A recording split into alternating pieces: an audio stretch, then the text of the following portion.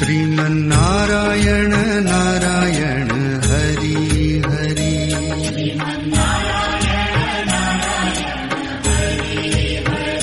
श्रीमन्नारायण नारायण हरि।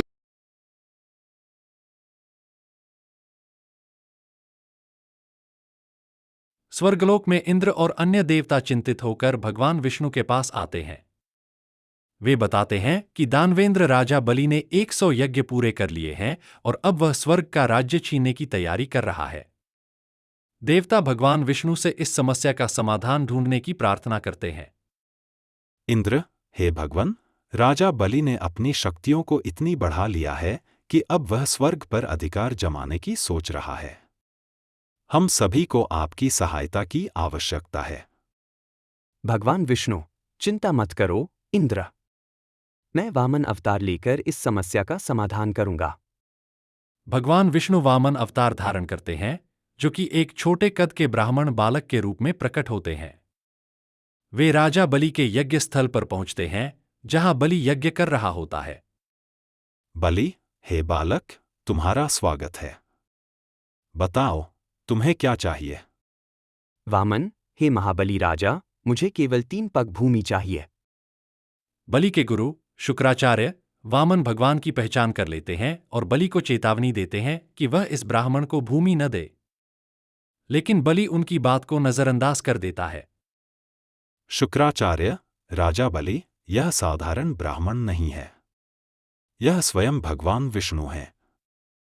भूमि देने से पहले सोच लो। बलि, गुरुदेव, मैं अपने वचन से पीछे नहीं हट सकता।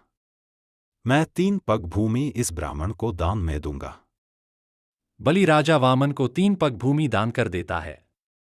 भगवान वामन पहले पग में सारा आकाश, दूसरे पग में पृथ्वी और तीसरे पग में पाताल को नाप लेते हैं। बलि की दानशीलता और सत्य प्रतिज्ञा को देखकर भगवान वामन उसे रसातल में भेज देते हैं। वामन, हे बलि, अब मेरे 3 पग भूमि पूरे हो गए हैं। तुम्हारी भूमि समाप्त हो गई है। अब तुम्हें रसातल जाना होगा। बलि, भगवान, मैं आपकी लीला समझ चुका हूं। मुझे रसातल में भेज दीजिए, लेकिन मेरी भक्ति को स्वीकार कीजिए। बलि रसातल में चला जाता है, लेकिन उसकी भक्ति के बल से भगवान विष्णु को रात दिन अपने सामने रहने का वचन ले लेता है। भगवान विष्णु रसातल में बलि के साथ रहने लगते हैं, जिससे लक्ष्मी जी परेशान हो जाती हैं। लक्ष्मी, भगवान, आप मेरे बिना रसातल में कैसे रह सकते हैं? मैं आपको अपने साथ स्वर्ग वापस ले जाना चाहती हूँ।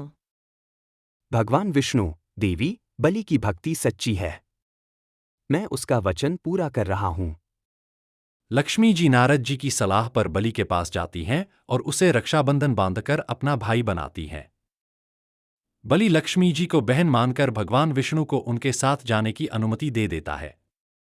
लक्ष्मी, राजा बलि, मैं तुम्हारी बहन बनना चाहती हूँ। क्या तुम मुझे रक्षाबंधन बांधने दोगे? बलि, हे देवी, मुझे यह सौभाग्य प्रदान करें। मैं आपकी रक्षा का वचन देता हूँ। लक्ष्मी, अब आप भगवान विष्णु को मेरे साथ जाने की अनुमति दीजिए। बलि, भगवान, आप मेरे लिए सदैव प्रिय रहेंगे। आप देवी लक्ष्मी के साथ जाएं।